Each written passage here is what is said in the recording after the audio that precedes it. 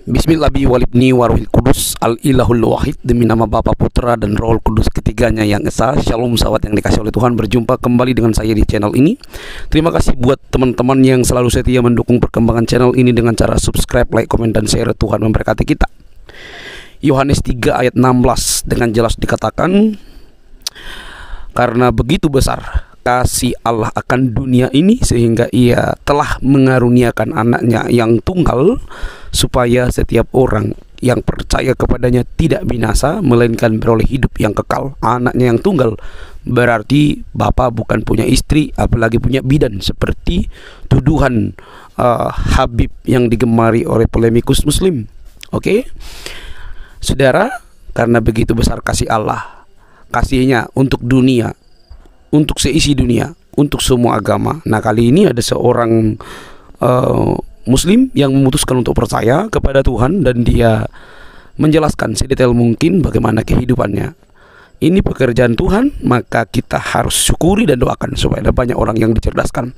Jangan skip supaya teman-teman mendapatkan informasi ini secara lengkap. Ini dia videonya.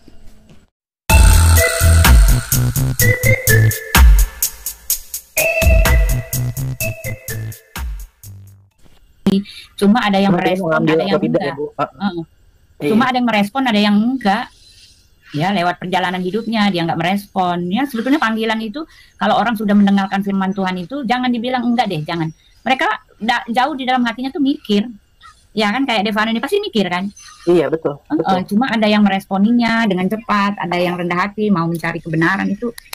Makanya free will itu juga. Dan ini satu lagi yang aku penasaran dengan kekristenan itu, kan di Al-Quran tuh ada ayat, aku lupa berapa ya, tapi kan itu surat Maryam ya, apa kalau nggak salah, yang menceritakan tentang janganlah menyembah, janganlah katakan Tuhan itu tiga gitu kan. Tapi kan penjelasan di Islam itu Tuhan itu ada Bunda Maria di dalam situ. Menurutku kan itu iya Bunda Maria masuk dalam doktrin Tritunggal waktu itu kan. Aku pikir begitu kan.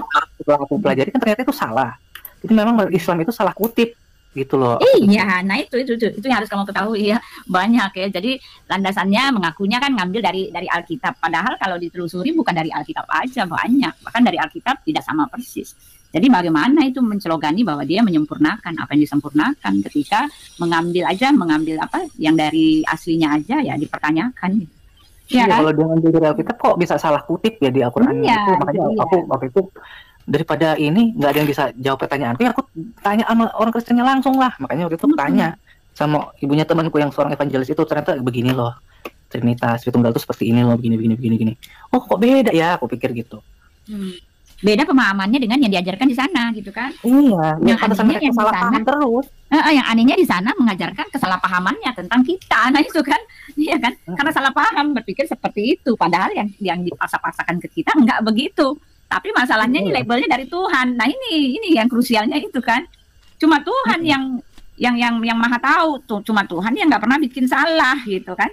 Ya kalau Tuhan ada yang ya udahlah kayak gitu, saya belum berani lagi pada ribut orang. Iya seperti itu memang. Jadi secara logika aja udah nggak masuk gitu. Nah secara hukum hati nurani pun nggak masuk kan, Devano? Iya. Ya, ajaran yang benar. Iya. Ajaran yang benar itu kan cuma satu. Kita Yesus kan bilang ya, dari buahnya lah kamu mengenal mereka. Nah kita bisa lihat dari buahnya. Nah pengajaran yang bertentangan dengan hati nurani itu jelas bukan dari Tuhan. Nah kan Devano udah dari kecil kan udah ngerasa kok ini bertentangan ya dengan hati nurani ya gitu kan. Hati nurani kita berkata ini nggak benar gitu, tetapi kok malah disahkan gitu kan. Iya, yang bertentangan, semua banyak sekali yang bertentangan dengan hukum hati nurani. Kenapa itu nggak bisa dibohongin hukum hati nurani? Karena rohnya itu kan Alkitab kan mengatakan ya, Allah menetapkan di dalam Mazmur itu kan, Mazmur 104 ya, rohnya ditetapkan ya di dalam hati manusia, ditiupkan. Dan itu adanya di mana? Adanya di dalam hati nurani kita, ya kan? Jadi kenapa kita tahu walaupun nggak ada hukum tertulis mengatakan membunuh itu tidak boleh, tapi secara hati nurani kenapa kita tahu? Ya karena ada rohnya dari Tuhan itu diciptakan untuk kita, itu dihembuskan itu di dalam hati kita. Jadi kita tahu mana yang betul, mana yang enggak, walaupun itu tidak tertulis, walaupun belum ada pembelaan atau apapun, kita tahu ini nggak benar. Nah ini, jadi ketika ada ajaran yang bertentangan dengan hati nurani, jelas itu bukan dari Tuhan yang memberikan roh di dalam hati kita, di dalam nurani kita ini. Semua orang itu punya itu.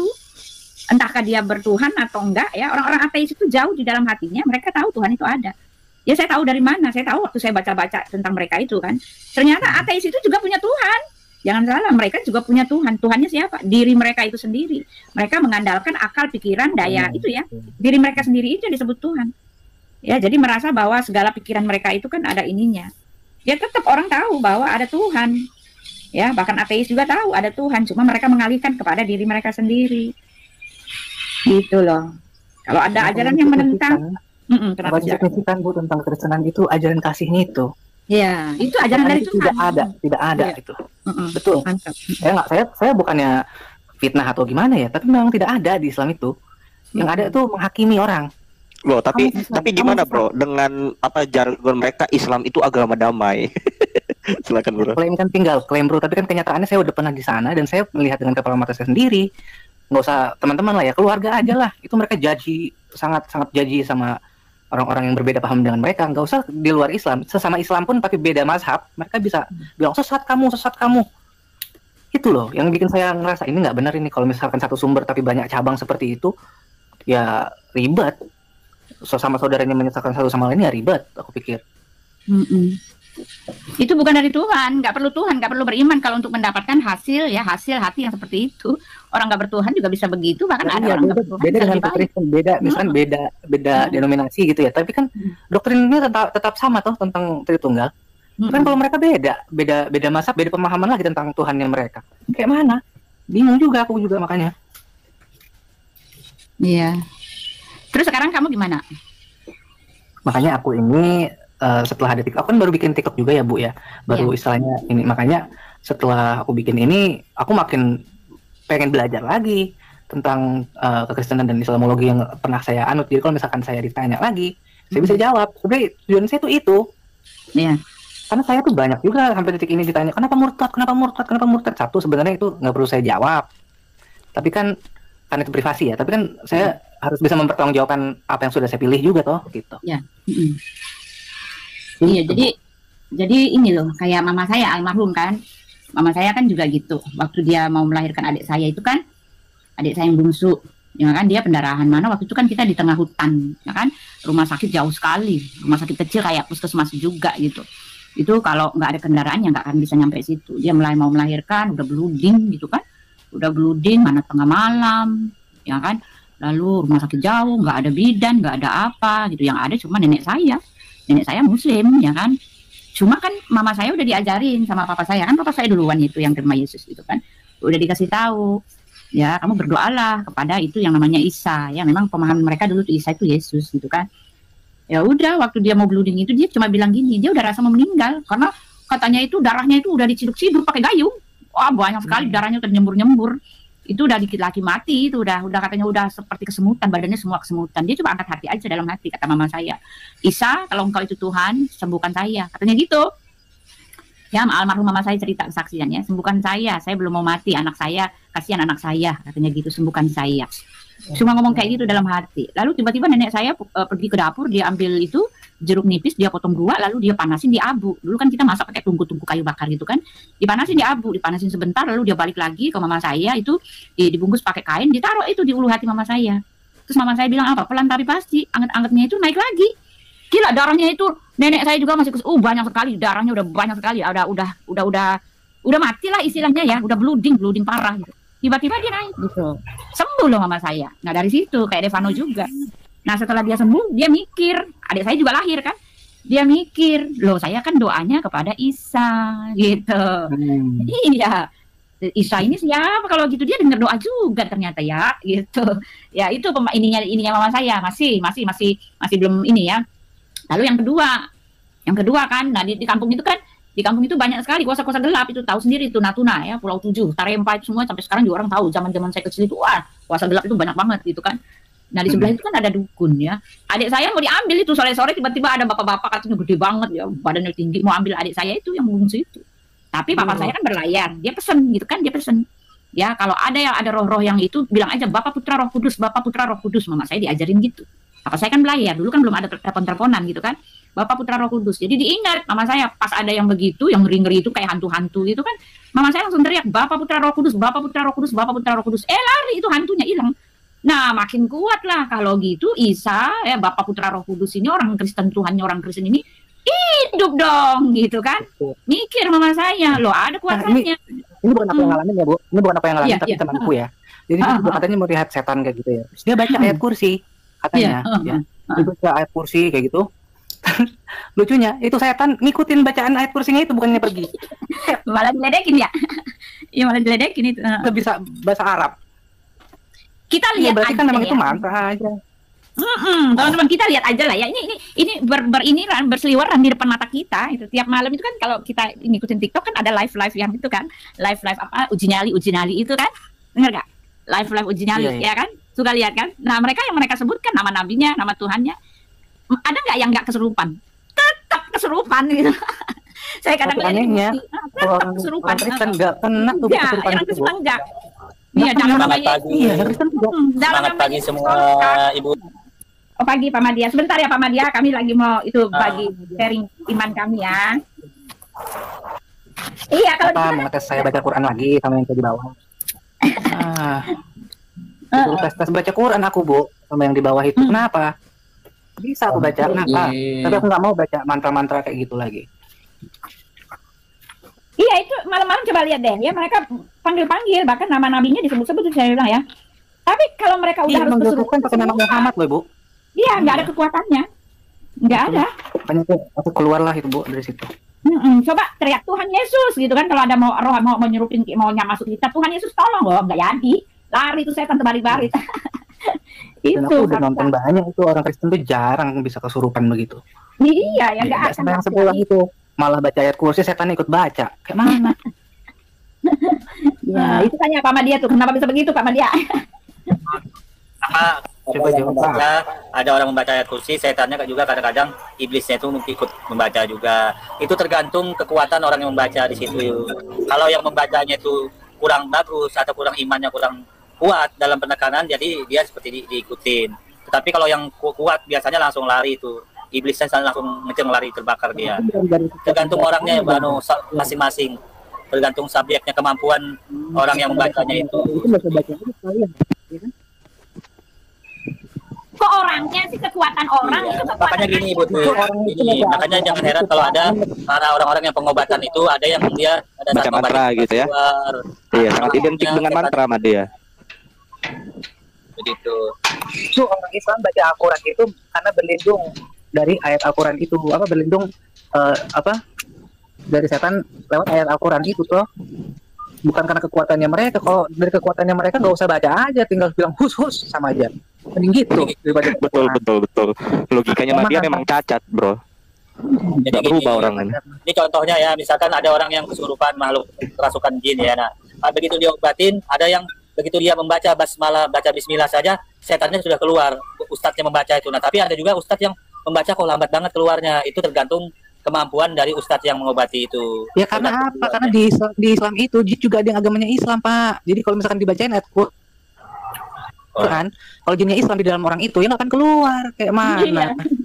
Kalau jin Bilang Islam, lah ke orang-orang tidak sini, mau jin dia itu juga ada yang agamanya Islam. Bilang. Kalau jin Islam biasanya dia tidak mau Nggak mau mengganggu orang, merasuki. dia baik. Tidak mau dia bikin Amat, baik. kan setiap orang Islam itu terlahir mana katanya yang bisa gimana? merasuki itu, yang bisa merasuki itu jin yang jahat kawan. Kalau jin yang baik nggak mau dia. Berarti Islam itu agama jin ya?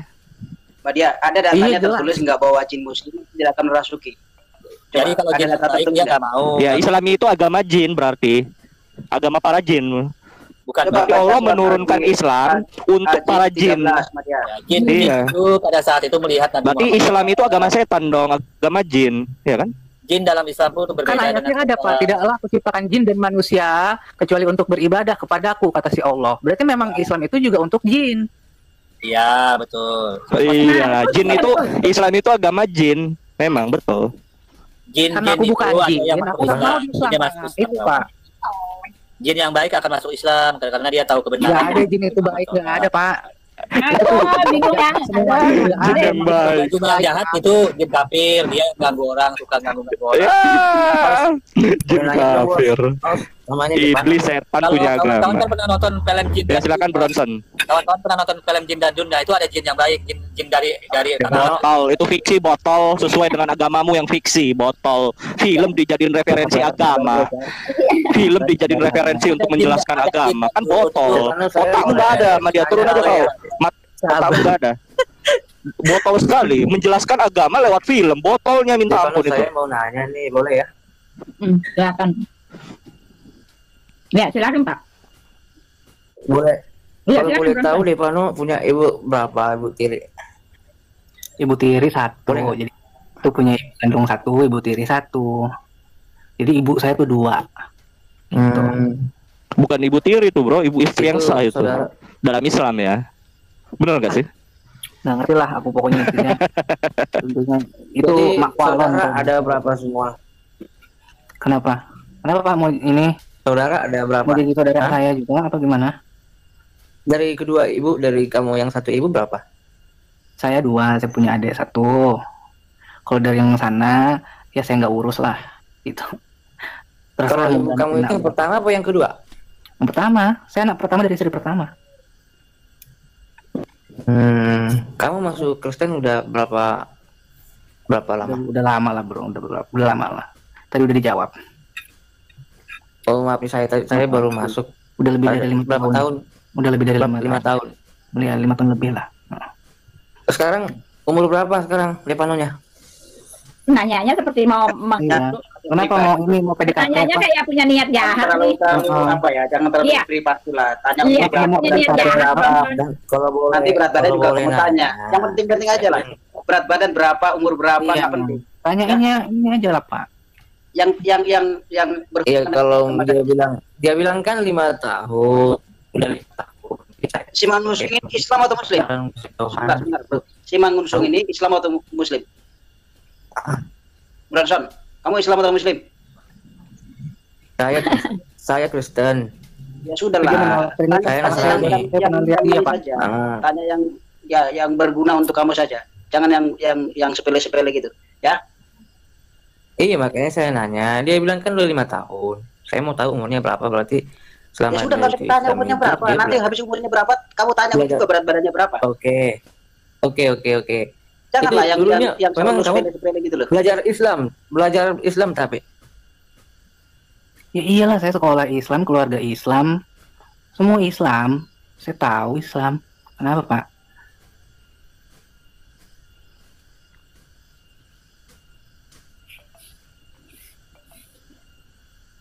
Bapak ini kayaknya saya pernah nonton nih Bapak Nenek Komal atau ya?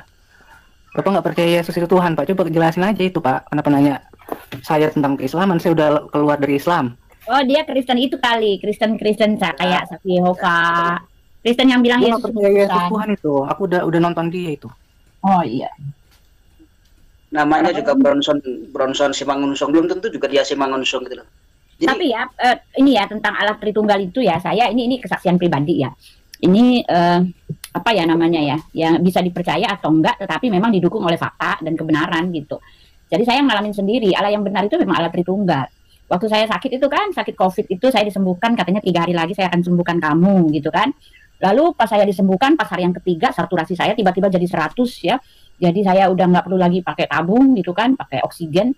Lalu udah di situ saya memuji, tangan saya naikkan, saya puji terus Tuhan, puji Tuhan. Hari-hari saya menyanyi, saya dengar lagu dari Hillsong, puji-pujian, saya memuji terus ya, karena saya udah bikin perjanjian, saya pengen umur panjang, jangan matiin saya dulu sekarang, saya belum mau mati. Tuhan, saya dengar suara Tuhan aja, dia nggak ngomong apa-apa, cuma sambil nangis-nangis saya minta, Tuhan saya belum mau mati, kasihin anak saya gitu. Saya dengar suara dari langit, iya katanya gitu.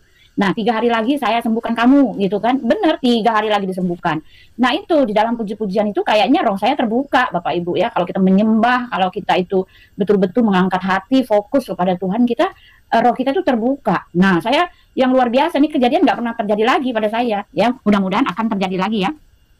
Saya lihat itu Bapak Ibu ya, melihat dari kejauhan ini, saya dengar suara wah gitu, kayak Yesus itu diarak-arak, dia sedang mengangkat itu salib yang berat itu, dia diarak-arak. Jadi saya melihat gerombolan banyak orang di atas gunung, kayak di atas perbukitan gitu. Saya melihat dengan mata saya, cuma bukan ngelihat di depan mata, tapi kayak apa sih, kayak orang lihat visi. Tapi saya sedang nggak tidur gitu loh Bapak Ibu ya. Saya lihat itu Yesus itu diarak-arak sampai dia itu di kayu salib. Lalu apa suara yang saya dengar ya? Akulah Allah Tritunggal loh.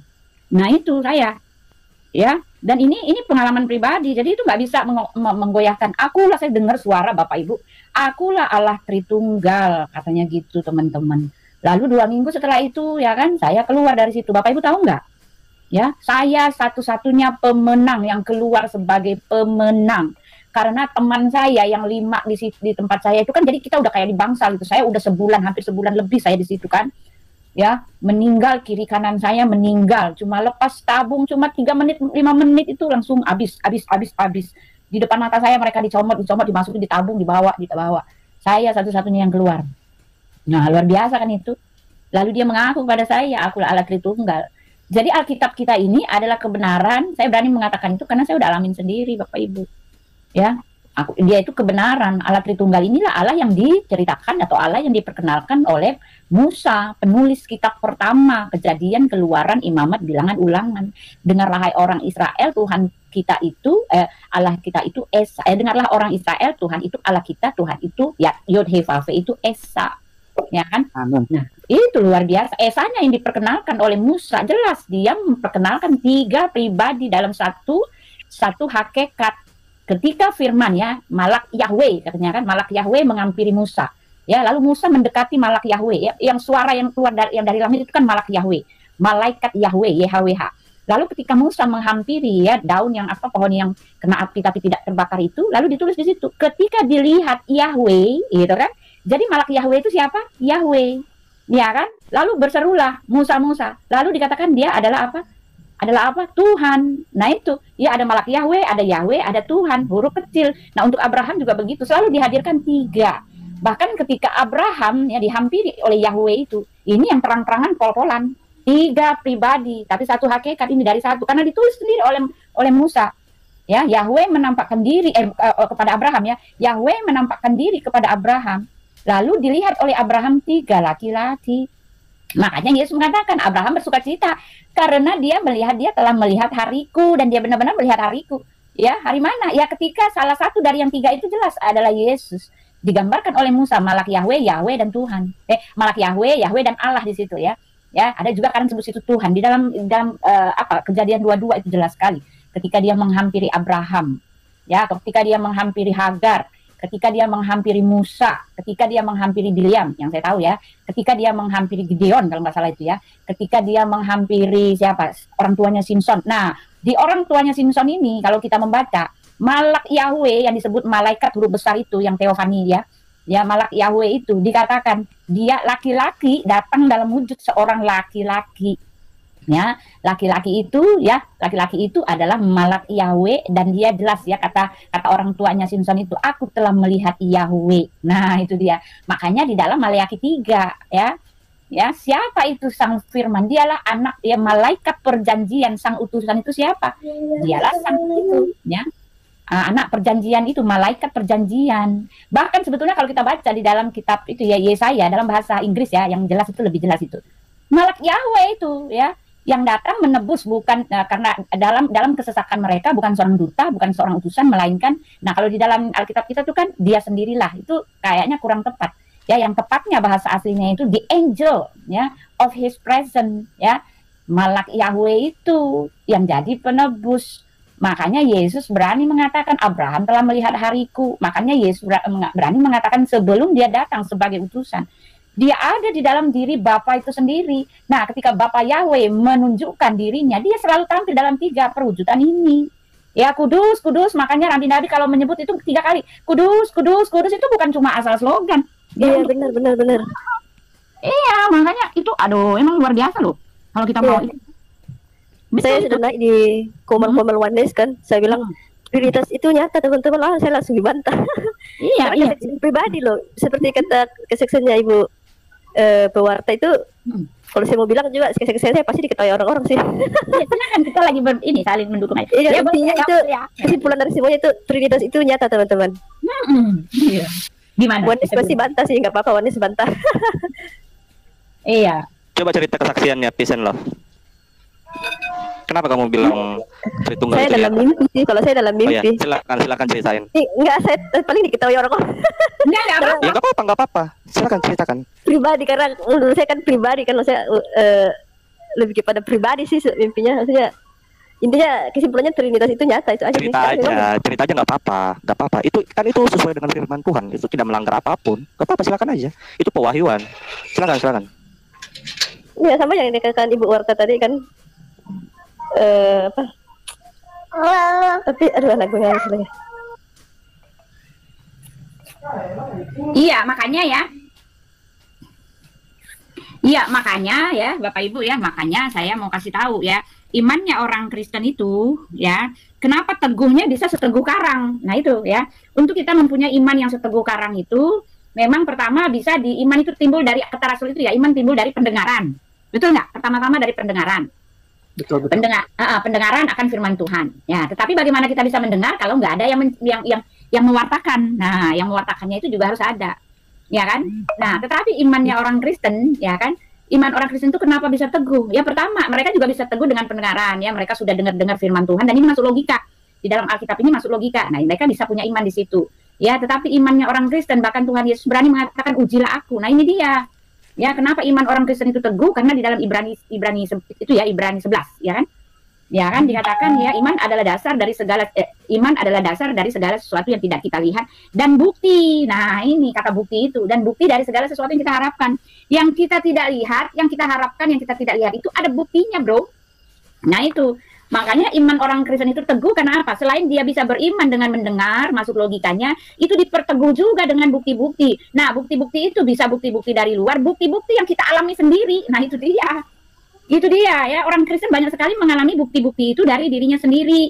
Pengalaman perjalanan rohaninya bersama dengan Tuhan, itu nggak bisa lagi digoyahkan. Ya, makanya Rasul Paulus itu bisa berani mati, ya kan? Rasul-rasul itu berani mati. Iya. Haleluya. Iya, berani mati, berani dipotong lehernya, biarin aja gitu kan? Karena apa ya? Karena kebenaran itu memang mutlak udah milik mereka. Keselamatan itu memang mutlak sudah punya mereka, ya kan? Dan itu janji dan firman Tuhan itu teguh gitu loh. Cuma satu-satunya di dalam Alkitab yang berani mengatakan ujilah aku, ya. Kalau di sebelah sana jangan tanya-tanya, karena kalau nanya-tanya ya akan menjadi kafir seperti orang-orang sebelumnya. Ya beda kan? Nah, kalau di kita ujilah ya, bahkan Tuhan kita itu ya dialah yang memperkenalkan dirinya. Ya, tidak pernah aku berkata-kata, ya Elohim mengatakan tidak pernah aku berkata-kata dengan sembunyi-sembunyi. Nah, ini ya. Ini hukum Tuhan ya, teman-teman ya. Tidak, itu di Yohanes 7 ayat 14 kalau nggak salah itu ya. Tidak pernah aku berkata-kata dengan sembunyi-sembunyi. Kalau di dalam itu di Yesaya itu kalau nggak salah ya. Tidak pernah aku berkata-kata dengan sembunyi-sembunyi. Lalu Yesus mengatakan begini ya. Dan kamu, apabila kamu ingin diketahui semua orang, kata Yesus, tampakkanlah dirimu. Nah itu, Yesus sudah mengajak bersembunyi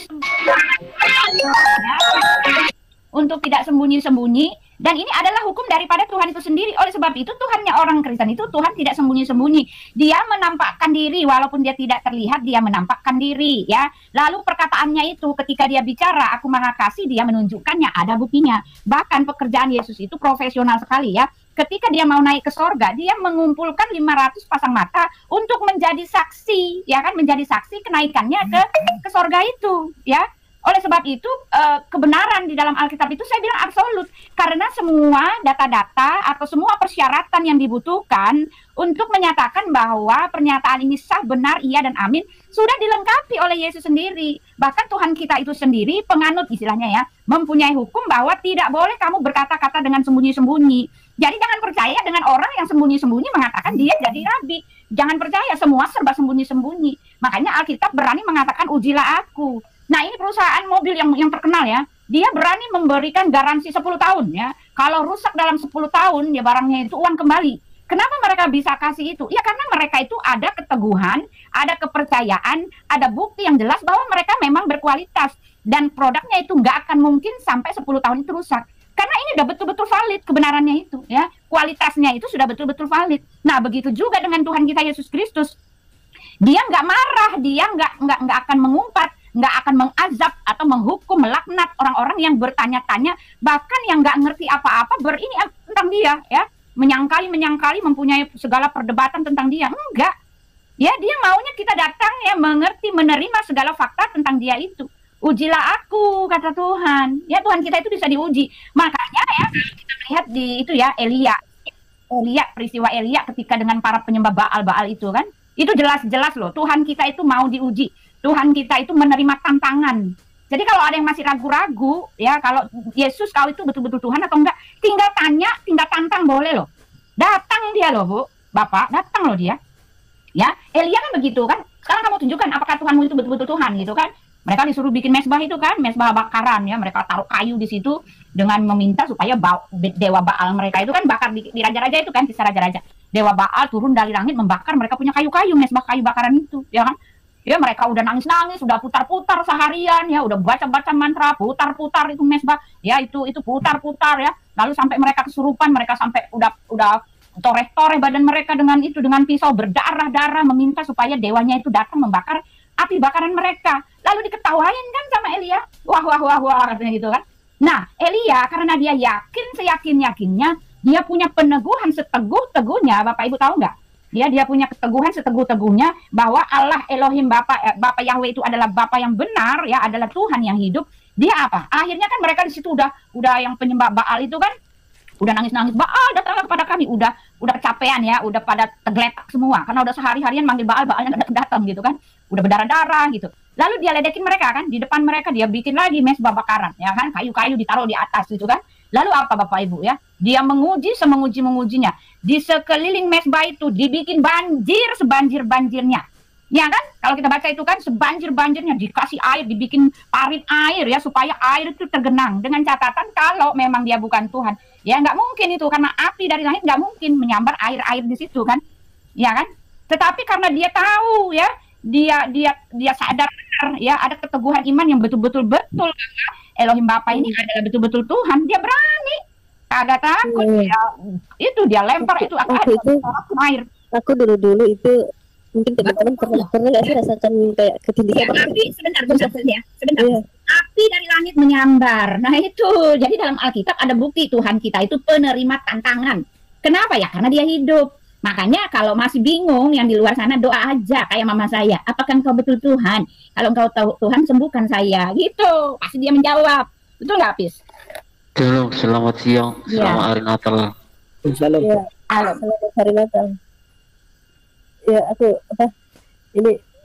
aku kan dulu itu kan kalau tidur itu kayak ketindisan gitu, tapi selalu bilang 3 kali dalam nama Yesus, dalam nama Yesus, dalam nama Yesus, terus langsung bangun.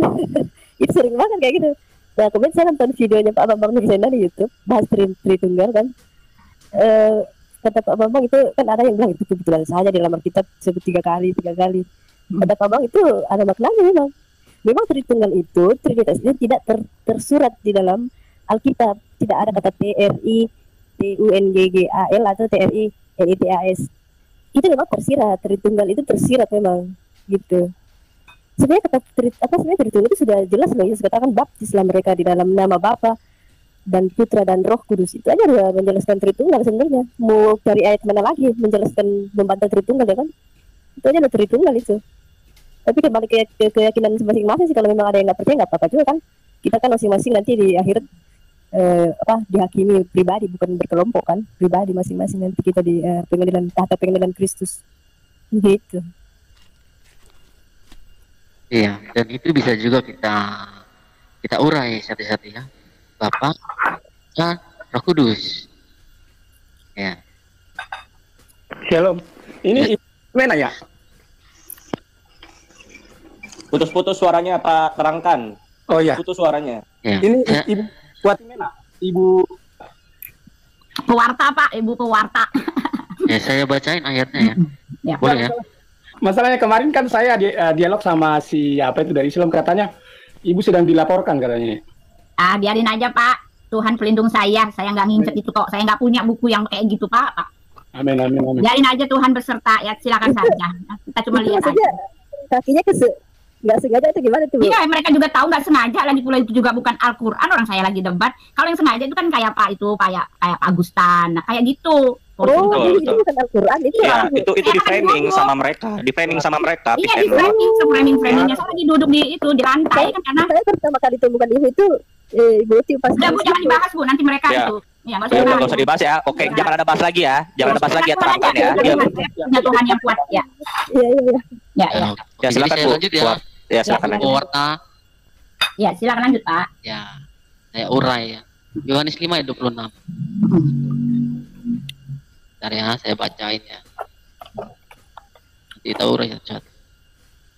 Sebab sama seperti Bapa mempunyai hidup dalam dirinya sendiri, demikian juga diberikannya anak mempunyai hidup dalam dirinya sendiri. Amin. Bapa, anak. Oke, itu masih dua ya. Oke, sebentar. Satu lagi Roh Kudus ya. Demikian juga Roh membantu kita dalam kelemahan kita. Roma 8 ayat 26. Demikian juga Roh membantu kita dalam kelemahan kita. Sebab kita tidak tahu bagaimana sebenarnya harus berdoa. Tetapi Roh sendiri berdoa untuk kita kepada Allah dengan keluhan-keluhan yang tidak terucapkan. Roh sendiri berdoa kepada Allah. Nah, jelas ya, sudah 3. Bisa kita urai satu-satu. Bapa, Putra, Roh Kudus. Iya. Ya, itu ya tentang Tritunggal ya. Udah jelas ya. Tuhan yang kita sembah, Tuhan yang orang Kristen itu konsepnya adalah Tritunggal ya. Di luar konsep itu adalah Injil yang palsu ya. Injil yang lain. Itu adalah Injil yang lain. Dan teman-teman saya mau sounding lagi ya buat teman-teman 84 juta penonton ya di room ini.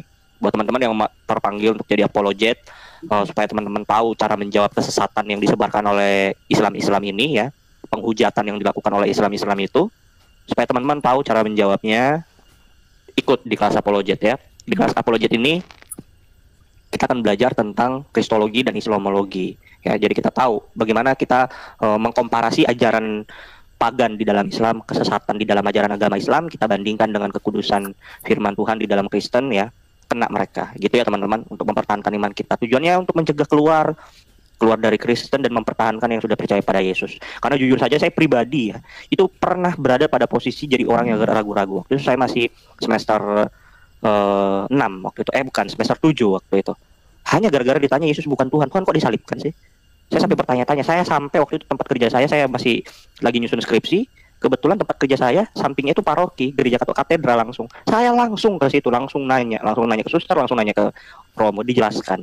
Puji Tuhan ya. Kalau enggak saya bisa kabur. Itu begitu kencangnya ya, sama ya kayak si Madia itu penghujat Islam, sama kayak si Nandar penghujat Islam tuh ya. Kayak si Nandar, Riva, Zuma, terus blokir permanen ya. Terus si Mican kristologi, Sugi kristologi, Wifi Naja ya, Ustadz Naja yang video call seks dengan si Riva ya. Si Riva itu yang video call telanjang dengan si Wifi itu penghujat dari agama Islam ya. Bukannya dengan celebes. Dengan Wifi Naja. Dengan Wifi Naja kata Naja. Yang benar. Iya. Yang saya tahu ada videonya. Dengan celebes ada juga, ya enggak tahu. Nah, itu ya. Jadi itu. Ya, kan? penghujat itu ya, mereka menyebarkan kesesatan dan itu memang memang harus dilawan ya. Kita harus menghardik kesesatan yang mereka buat itu. Nah, makanya supaya teman-teman bisa melawan kesesatan itu, supaya imannya tidak tergoncang ya, supaya tidak terganggu, ikut dalam kelas apologet ini ya teman-teman ya. Kalian bisa daftar, kelas apologetnya gratis ya, tidak bayar ya. Kelasnya online, jadi dimanapun teman-teman berada bisa tetap ikut kelasnya ya. Tapi syaratnya wajib Kristen, wajib Tritunggal, terus syaratnya surat baptis. Bisa DM ke saya teman-teman ya. Bisa DM ke saya. Kalau teman-teman tidak saya kenal, kayak misalnya kan saya udah kenal nih sama Devano, Siagian, Pak Talitakum, semuanya saya udah kenal nih. Tapi kalau buat teman-teman yang tidak pernah berinteraksi dengan saya, silahkan kirim foto surat baptisnya ya. Paling dasar itu aja, gratis. Kalau mau bayar ke Gabriel aja, Norton, kalau mau bayar. Enggak ya, gratis. Tidak ada ya, jangan. Gratis itu ya, kelasnya gratis. Tujuannya supaya kita bisa menjawab kesesatan yang mereka buat. Dan puji Tuhan kalau kita bisa menjangkau jiwa ya. Tujuan dari kita berapologet juga supaya kita bisa memberitakan firman Tuhan. Banyak orang yang mendengarkan tentang Injil yang sejati, kebenaran yang sejati, kabar baik yang benar, yaitu Yesus Kristus, Tuhan dan Juru Selamat kita yang hidup. Supaya mereka percaya, kita bisa memenangkan jiwa. Itu ya tujuan dari kita berapologet itu ya. Mempertahankan iman, mempertanggungjawabkan iman kita, meluruskan kesesatan, dan menjangkau memenangkan jiwa. Bisa DM saya teman-teman, kelasnya gratis. Ya lanjut Pak dan Ibu, silakan. Enggak, maksud saya host tadi apa benar itu? Jangan-jangan kita takutnya nanti jadi hoax gitu loh. Itu benar, banyak sudah ada buktinya ya. Ada foto buktinya. Waduh, si Naja sama si siapa si Riva? Yang saya dengar sih ya bukan sama si Naja sih, dengan si HC itu. Hasebles, siapa? Candi. Mungkin ada dua orang atau saya nggak tahu, tapi saya udah lama itu dengar itu. Cuma kita kan orang Kristen nggak usah lah ngurusin gitu. Tapi kan Tuhan ungkap sendiri sekarang. Betul. Tuhan yang ungkapkan, Tuhan yang permalukan. Dengan mulutmu dia menyebut Tuhan ya, dengan kelakuannya ikuti kelakuan siapa. Kalau yang saya dengar kemarin ada itu malah si siapa itu yang yang paling keras itu. Apa itu yang paling keras? Siapa? Handi Selebes, Riva, blokir permanen, Icat Kristologi, Sugi Kristolog, siapa? Bukan. Handi Selebes, Ustadz Wafi, Ustadz Naja. Ada satu lagi. Nandar. Laki-laki, Pak. Aduh, bukan Nandar. Ya, perempuan apa laki-laki? Laki-laki. Oh, itu yang di Manado ya, yang dia itu izin main ke Manado ya? Iya, yang itu bukan, yang di kamar itu Ardiansyah. Oh, bukan Ardiansyah. Situ, aduh, ini sering Sidik. Iya, Sidik. Iya benar, betul. Nah, kalau Sidik itu dengan Ica. Jadi dia sewa perempuan. Dia ngomong ke istrinya, dia mau apa gitu, tapi ternyata dia sewa hotel. Gitu. Maksudnya sama si Ica yang mana nih? Perempuan, ya istilahnya nggak tahu siapa namanya. Oh, itu ada buktinya. Oh. Jadi memang para penghujat Islam ini memberikan fakta ya bahwa omongannya itu mereka cuma cari makan dari menghujat kekristenan, menghujat Tuhan Yesus ya. Itu sudah terbukti dari kelakuan mereka yang mirip dengan binatang. Terbukti kan Tuhan permalukan mereka. Tuhan mirip junjungannya kan? Iya, mirip dengan nabi itu, nabi bejat itu. Ya, yang saya dengar itu memang itu si yang tadi dibilang terakhir itu. Ini belum yang terungkap lagi. Tuhan akan ungkapkan satu persatu doa saya. Kalian tahu nggak? Saya minta keadilan. Saya minta Tuhan berperkara. Saya udah bilang. Iya, masa kita terus biarkan mereka menghina Tuhan kita? Kita nggak bisa lawan, ya Tuhan aja lah yang ini. Amin. Saya udah minta sama Tuhan. Tuhan, saya minta keadilan. Saya minta pembelaan. Saya nggak bisa bela diri. Tuhan, saya minta pembelaan daripadamu. Gitu. Udah, kita orang Kristen cuma bisa begitu. Karena Tuhan kita itu pembela kita. Iya, itu ada ayatnya Bu ya. Saya lupa ayatnya. Dan kau akan duduk tenang saja. Apa sih ayatnya? Ada yang tahu nggak ayatnya teman-teman? Saya lupa ayatnya. Aku akan berperang mengganti engkau. Terus gimana bunyinya? Ayatnya dong, yang sesuai ayatnya dong. Bunyi ayatnya harus. Oh iya, ntar dulu. Ada ya itu ayatnya. Tuhan yang berperkara dan engkau akan duduk tenang saja. Duduk diam. Sama kayak kasusnya Ahok kan? Ahok diam aja dia. Tuhan yang berperkara.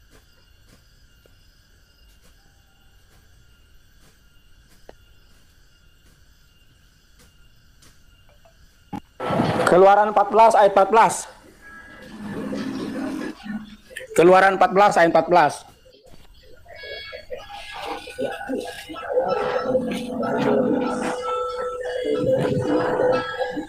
Baca Pak, baca ayatnya. Saya cuma satu ini. Kalau saya baca nanti nggak kedengaran kalau saya putar.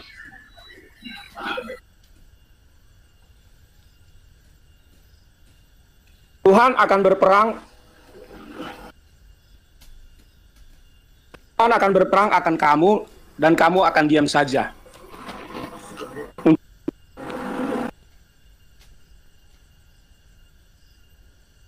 Tuhan akan berperang untuk kamu dan kamu akan diam saja. Keluaran 14 ayat 14. Banyaklah kalau ayat-ayat pembelaan banyak di Alkitab. Yang saya ingin sampaikan begini sebenarnya dengan Islam selama bertahun-tahun ini debat dengan mereka ya. Hal yang paling pokok saya temukan bahwa Allah mereka itu tidak nyata, Allah kita itu nyata gitu. Itu yang saya temukan. Dan perbedaan ini sangat tajam dan jika dibahas terus semakin melebar perbandingannya. Allah kita itu nyata dan hidup real, dia bisa hadir. Kalau Allah mereka nggak bisa. Bahkan akhir-akhir ini saya temukan dari pandangan mereka bahwa dari beberapa apologet Islam bahwa Allah itu hanya bisa dilihat dari ciptaannya. Jadi Allah hanya bisa dilihat dari ciptaannya. Allah hanya bisa dikenal dari ciptaannya. Gak ada apologet Islam, Bang. Polemikus itu, Bang. Ya, entah polemikus, entah apologet, bagi saya yang jelas saya hadapi mereka berdialog, poin-poin ini yang saya temukan sama mereka. Bahwa Allah mereka tidak nyata, hanya bisa dikenal dengan ciptaan, tetapi Allah kita berbeda, bahwa Allah kita adalah Allah yang nyata. Bahkan Allah Immanuel, Allah yang beserta kita, hadir. Itulah yang kita kenal di dalam nama Tuhan kita, Tuhan Yesus.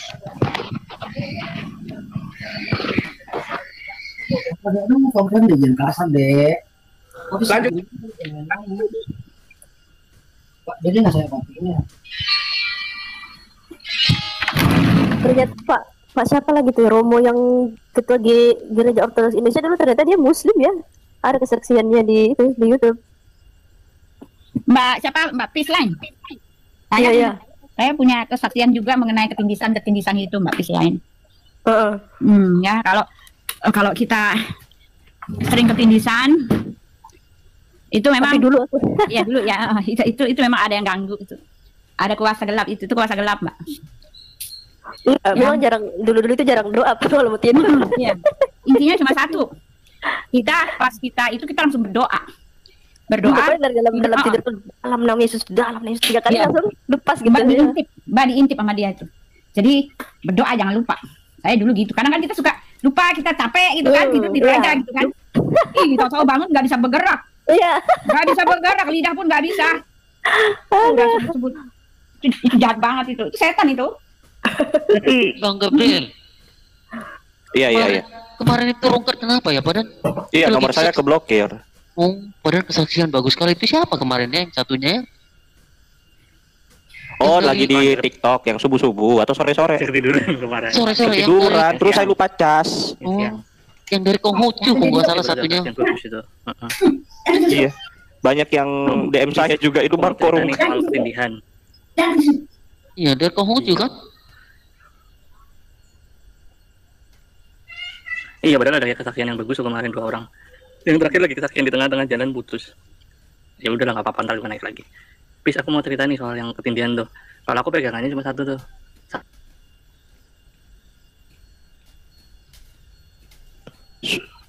Suara lu hilang, WC. Yang namanya roh kita itu. Suara lu hilang, ulang dari awal.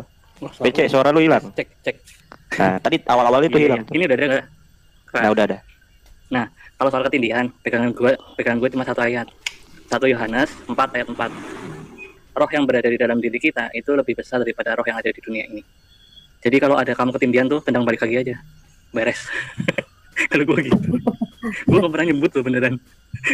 Kalau misalnya datang ke tempat-tempat gelap itu, gue gak pernah orang yang tipe-tipe penakut gitu. Gue bahkan pernah tidur di tempat-tempat yang istilahnya gue gak berani di itu gara-gara ada ini ada itu. Gue cuek-cuek aja dan gak pernah gue digangguin atau apa gitu, gak pernah. Karena gue pegang cuma satu. Gue percaya kalau gue dilindungin, titik. Oh iya, karena Tuhan kita memang berkuasa. Iya. Siapa yang berani membantah? Nggak ada yang berani membantah. Kalau berani membantah, hati-hati kalau berani membantah Yesus itu. Iya, betul. Kamu malaikat itu cuma Bible kurang ajar gitu kan. Udah KO kan. Dulu ya. Gampang, kita kan anak yang dipilih loh, anak yang disayangi oleh Tuhan. Kita dijaga, udah gitu aja. Sementara mereka itu anak buangan, setan-setan itu anak buangan. Simpel itu, jadi nggak perlu takut sama setan, mereka yang harus takut sama kita. Itu. Ya, saya pamit dulu ya. Terima kasih. Takut sama setan dan iblis. Oh siap, makasih banyak Bu Pewarta ya. Makasih Bu. Ya, firmannya sangat memberkati Bu di atas. Ya, teman-teman YouTube, saya pamit dulu ya. Saya mau keluar, nggak ada yang jagain ini, saya punya ini ya. Oke, bye-bye. Thank you. Luar biasa nih kesaksian Devano ya. Nanti kita minta dia. Orang Kristen itu memang berproses ya. Bye-bye. Saya juga dulu. Baik teman-teman yang dikasih oleh Tuhan, kita sudah menyimak saat yang sama ada juga diskusinya. Jadi boleh teman-teman memberikan komentar yang cerdas, komentar yang berbobot, komentar yang tidak perlu melukai orang lain, apalagi menjelek-jelekkan orang lain, agama orang lain. Itu tidak penting untuk dilakukan. Karena ajaran yang demikian, orang yang melakukan demikian bukan ajaran yang diajarkan oleh Yesus Kristus. Kita diajarkan untuk mengasihi orang lain. Orang yang menganiaya, bahkan musuh pun seharusnya didoakan. Roma 10 ayat 9 dikatakan dengan jelas, bahwa ketika seseorang mengaku dengan mulutnya, percaya dalam hatinya bahwa Yesus telah mati dan bangkit dari kematian, maka dia diselamatkan, dosanya diampuni, maka dia memperoleh hidup kekal. Sahabat yang dikasih oleh Tuhan, satu usaha yang penting untuk kita lakukan sampai sekarang dan nanti adalah berdoa. Berdoa supaya ada banyak orang yang mendengarkan kabar baik, berdoa supaya banyak orang-orang yang belum percaya mendengarkan Injil, berdoa supaya pekerjaan Tuhan selalu disuarakan sampai banyak orang yang percaya kepadanya. Ini bukan ajakan, tetapi ini bentuk bagaimana kita harus memberikan, menginformasikan atau menceritakan tentang Yesus kepada banyak orang melalui media, entah melalui percakapan pribadi. Sahabat yang dikasih oleh Tuhan, jikalau kita menyimak pembicaraan di dalam video barusan, maka kita melihat bahwa orang-orang itu pun memutuskan untuk percaya itu bukan karena pekerjaan orang Kristen atau pekerjaan orang percaya, pekerjaan pendeta, tetapi itu pekerjaan Roh Kudus yang menggerakkan mereka untuk percaya kepada Tuhan Yesus. Artinya kita hanya sebagai alat untuk menyatakan kebenaran. Kebenaran itulah yang akan memerdekakan mereka yang membuka hati dan pikirannya untuk Tuhan. Selamat, Anda di jalan yang benar dalam pandangan kekristenan. Kristuslah juru selamat yang membawa kamu kepada kekekalan. Sahabat yang dikasih oleh Tuhan, tidak perlu Anda kepanasan, karena kalau Anda kepanasan itu tanda Anda tidak dewasa dan tidak siap. Padahal di bangsa ini semua diatur dan diperhatikan. Siapapun berhak untuk memeluk agama yang diyakini selagi dia beriman kepadanya. Jadi tidak ada istilah maksa-memaksa. Semua itu didasari oleh kesadaran secara pribadi, pemikiran pribadi, maka dia berhak untuk memutuskan untuk ikut Tuhan Yesus, siapapun dia. Jadi teman-teman, kalau kita melihat dia memutuskan untuk percaya kepada Tuhan Yesus, itu berdasarkan pekerjaan Roh Kudus. Oke, teman-teman yang dikasih oleh Tuhan, kita doakan supaya ada banyak orang yang sedang membahas Alkitab. Oke, pesan kita kepada teman-teman kita polemikus, ustadz-ustadz, kita pesankan buat mereka ya, supaya mereka lebih rajin lagi membahas Alkitab. Kalau bisa baca buku-buku teologi yang benar, yang lurus, supaya ada banyak orang yang semakin hari semakin mengerti tentang Alkitab. Bawalah itu ke masjid-masjid, bawalah itu ke pesantren-pesantren, ajarkanlah itu. Karena kalian yang lebih doyan mengajarkan Alkitab di tengah-tengah ceramah-ceramah kalian. Jadi kami berdoa semoga Allah Roh Kudus itu yang menggerakkan hati mereka untuk percaya kepada Tuhan Yesus. Oke teman-teman, semoga kita cerdas, sadar, tidak perlu kepanasan, karena kita mencerdaskan banyak orang dengan berita-berita yang transformatif yang membawa orang-orang kepada kebenaran. Sampai di sini video saya. Jangan lupa untuk mendukung dengan cara subscribe, like, komen, dan share. Sampai ketemu di video selanjutnya. Bye-bye.